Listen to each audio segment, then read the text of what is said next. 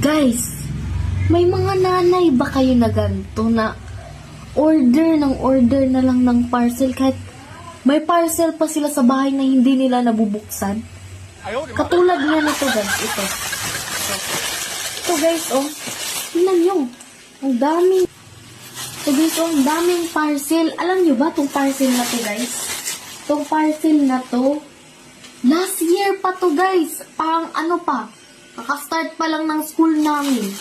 Ngayon na matatapos na lang yung school year ngayon. Hindi pa rin niya nabubuksan. Tapos kanina nakikita ko pa siya guys na order naman ng bago. Wala na nga kaming makain. Order pa siya ng bago guys. Imbis yung pagkain namin, order niya ng parcel niya. Hay naku talaga ma. Nagbago pa na. Tapon ko to ngayon. Ngayon nga guys, si mama nagpapahinga sa taas habang may ginagawang trabaho. Sinadya ko talaga tong gantuhin guys. Kasi ngayon, isasabit natin to sa liig niya guys. Yan ma, parcel pa mo.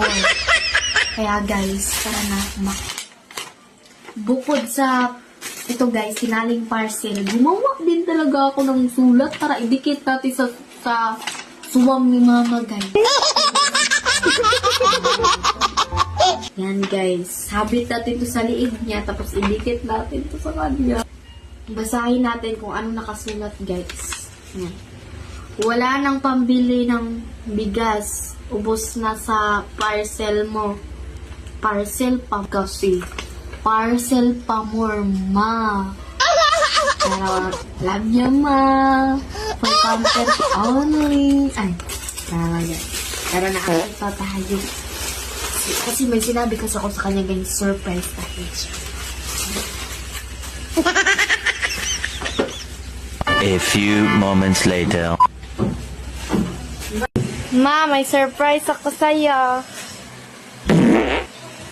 Ma, Ano? may surprise ako sa'yo. Ano na naman surprise yan? Basta.